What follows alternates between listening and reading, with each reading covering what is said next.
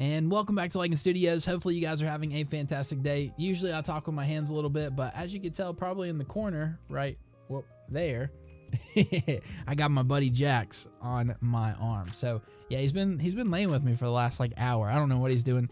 He's just in a super good mood. He's been licking me and stuff. Like, do you guys have cats that lick you? It's so weird.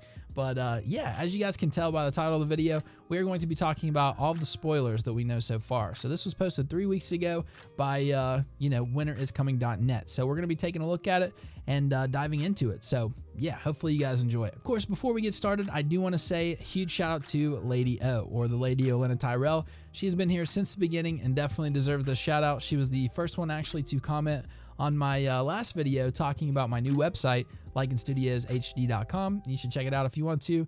Become a member of the forums. It'd be awesome to have you. But anyways, huge shout out to her. Everybody say you're absolutely amazing. She's been here, like I said, since the beginning, always commenting and stuff. And it's just wonderful to have people like her in the family. But yeah, make sure to tell her she's amazing. And if you would like to win the channel shout out yourself, just make sure to keep smashing that thumbs up button, turn on the notifications so you can be one of the first ones to comment and watch if you want to. And yeah, you'll win one day, I promise. But like I said, smash that thumbs up button. It helps a lot. We are going for 87 likes today. 87 likes. We can do it. One last thing before we get into the video, I do want to say I know I have been uploading a lot of like plot leak videos, a lot of article skimming videos, and just news and stuff like that. And I think that's kind of the bread and butter of my channel, but I am going to be getting into some really deep videos very soon.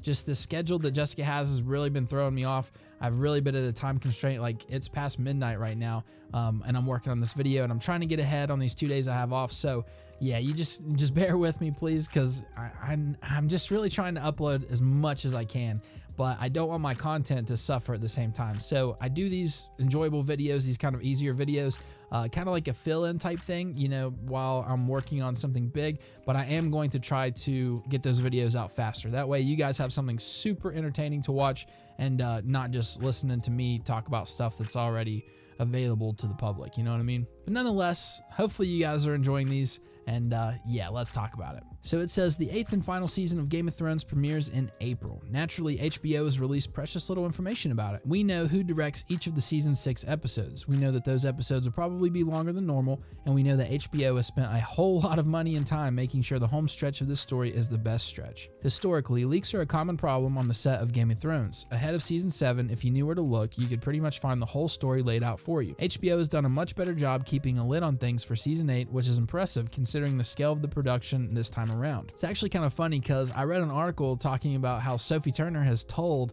some of her like friends, her best friends, exactly what the ending is and stuff. Like, I don't know why she would actually tell people she told people that. Like, that's crazy. But anyways, it says, still, they were never going to be able to hide everything. So now, for one last time, we're going to talk about every spoiler we know about the next season of Game of Thrones. Click on if you dare.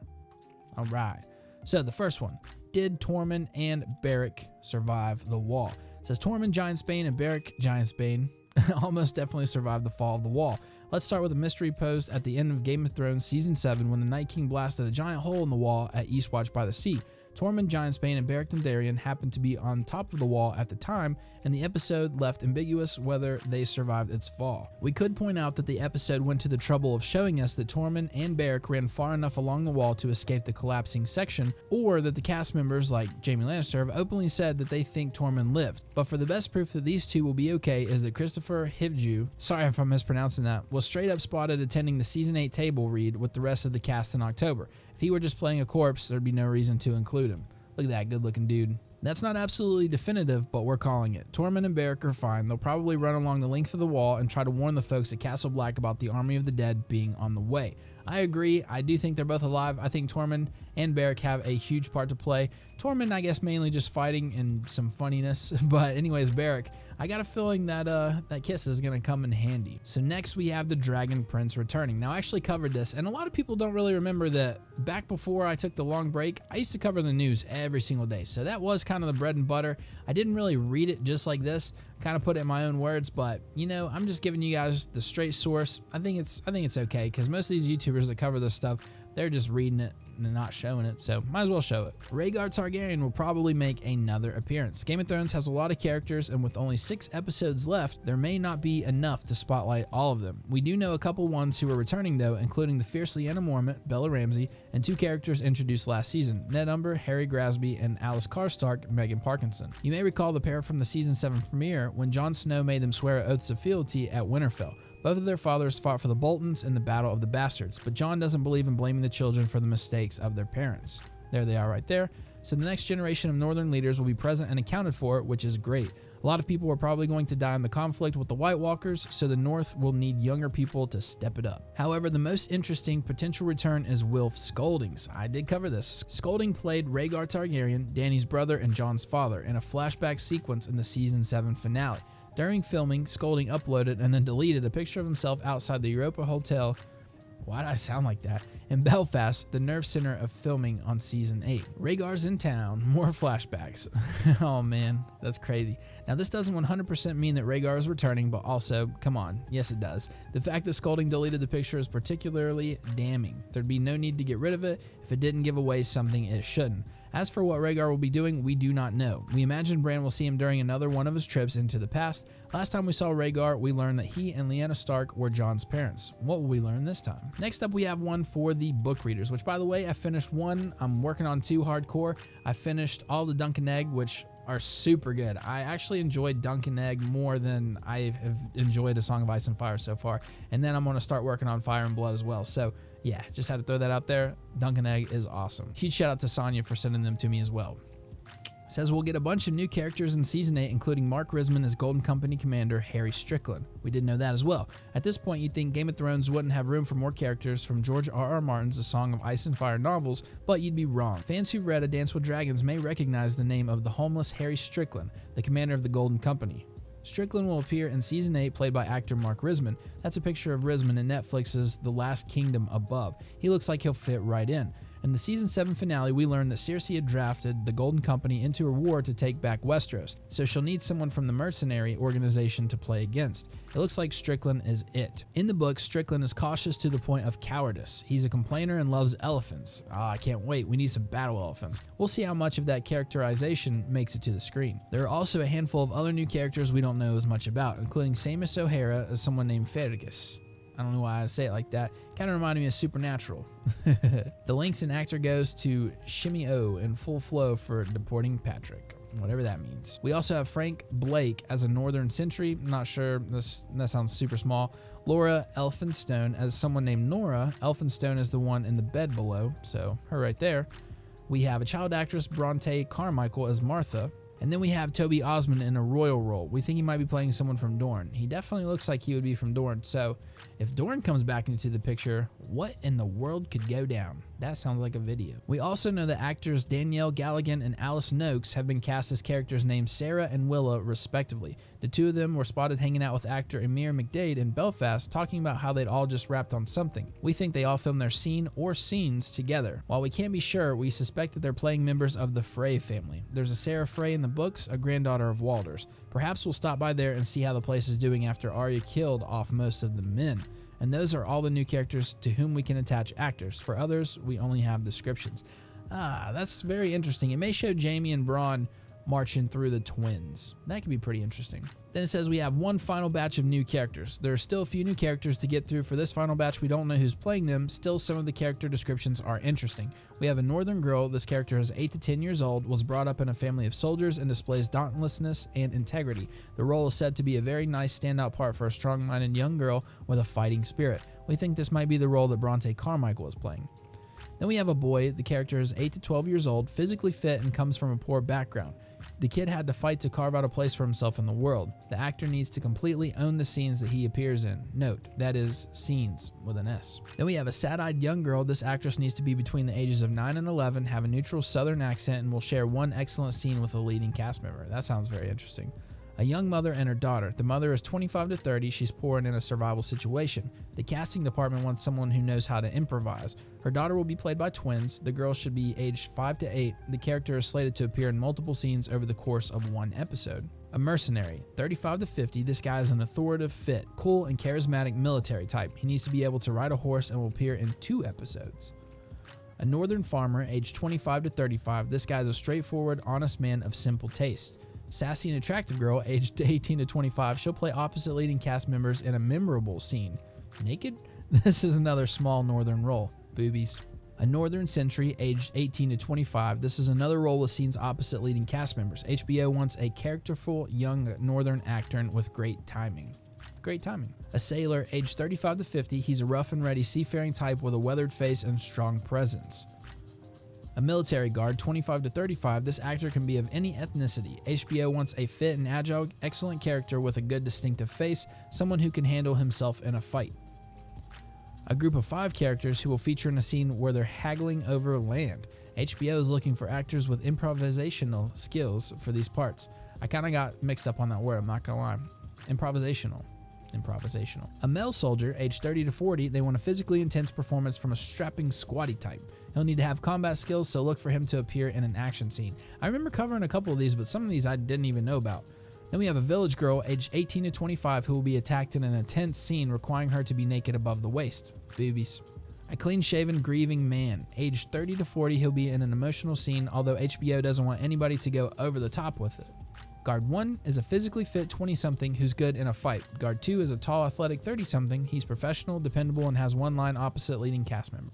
Whew, that was a lot. And those are all the new characters we know of. Let's move on to something else. The first scene of Game of Thrones Season 8. Dany arrives at Winterfell in the Season 8 premiere, and things get awkward. According to the reliable sources, the first scene of Game of Thrones Season 8 will take place in Wintertown, a village situated right outside of Winterfell. We've been to the Wintertown a few times. Brienne and Pod stayed there in Season 5 while waiting for Sansa to light a candle in the Broken Tower, and Tyrion visited a brothel there in the very first episode of the series.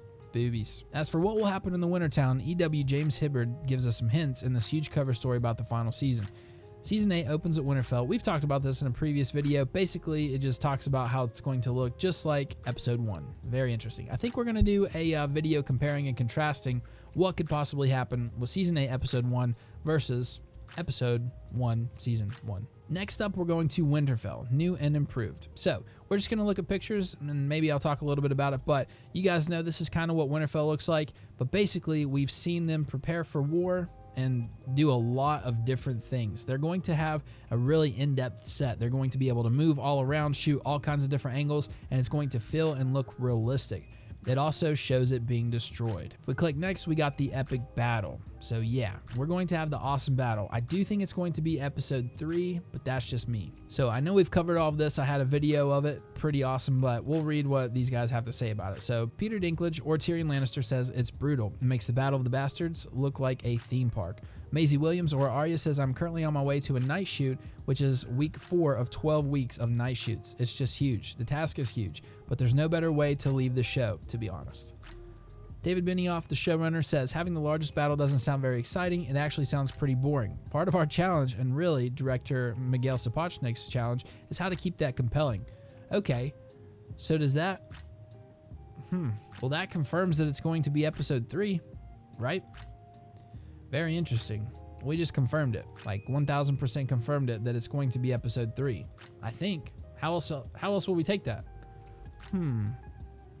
But anyways, says the challenge is how to keep that compelling. We've been building towards this scene since the very beginning. It's the living against the dead, and you can't do that in a 12-minute sequence. It's going to be over 40.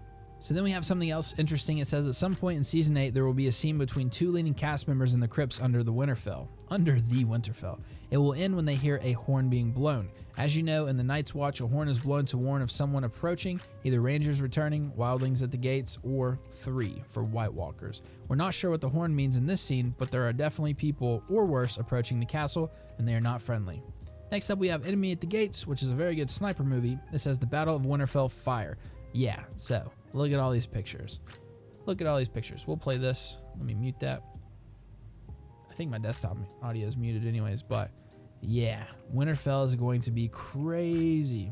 So it says it looks like Winterfell is dealing with a human threat, but it could be a dragon. Is it the Golden Company sent north by Cersei to take care of the Dragon Queen and her northern pet before the White Walkers get a chance? I don't know.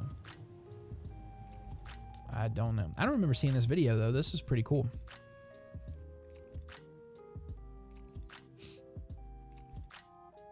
That's insane. Absolutely insane. But yeah, I'm pretty sure it's just more of that We'll see. Yeah, just more of that.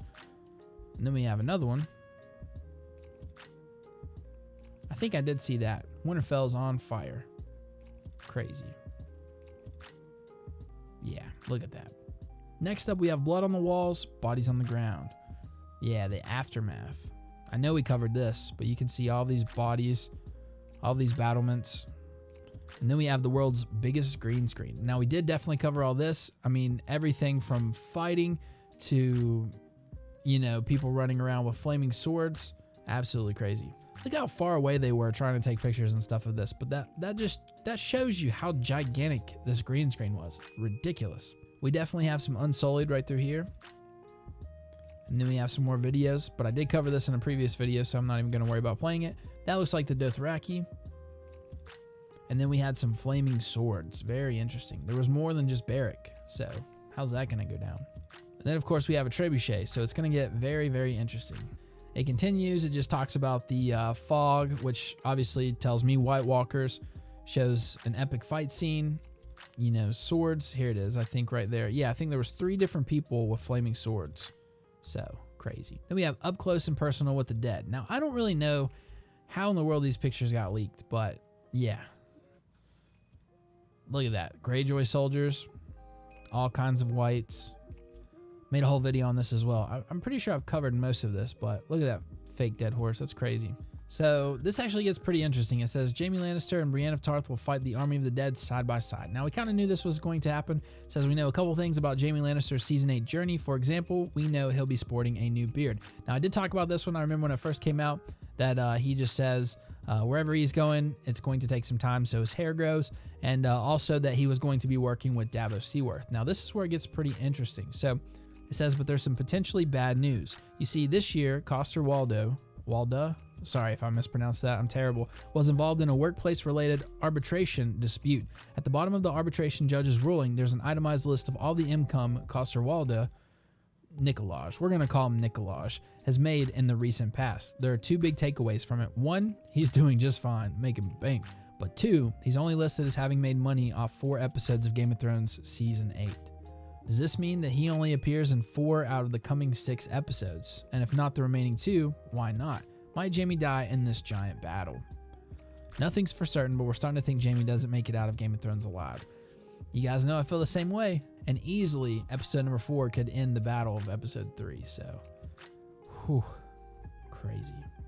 Then we have the dragon and the wolf and the cold. EW. Kit Harington and Emilia Clarke went to Iceland to film something. Game of Thrones has visited Iceland several times throughout the years, usually so it can film stuff behind the wall. It's where they filmed scenes with the wildlings in Season 3, and where Jon Snow and his band of merry men went hunting for whites in Season 7. For Season 8, Kit Harington and Emilia Clarke, Jon and Dany, visited the country briefly, although we're not sure why. Here's a picture of them. Lovely. They love each other. I've been watching some interviews and stuff, and they're just hilarious. Usually when Game of Thrones stars are on the move, they're careful not to have their picture taken, and at least try to look away from the camera. Here, Harington and Clarke are basically posing for their public. It's almost like they want to be seen in Iceland. Anyways, that's as good a reason as any to bring up the fact that some people on the Game of Thrones teams have suggested that some scenes were fake to purposefully throw off the paparazzi. We ain't even gonna talk about that. Is that what's happening here? I have no idea, but if HBO wanted to so debut, in my mind, it worked. Moving on, not long after the Iceland visit, this image emerged online. Moving on, we have this picture, which was huge when it first came out. We're not even going to talk about it. I made a whole video about it. There's really nothing I can really speculate from it. It kind of looks like Season 7 to me, but we can't really talk about it. But what about the Greyjoys? So Theon and Yara will reunite. Theon Greyjoy may be the most long-suffering character on a show full of long-suffering characters. When we last seen him, he was pledging to rescue his sister Yara and blah-de-blah-de-blah. However, the circumstances of the reunion are unclear. All we know is that actors Alfie Allen and Gemma Whalen were filming on a set in Banbridge, Northern Ireland, with a group of actors playing Ironborn soldiers. So, yes, I covered all of this as well. Look at that green screen with the ship.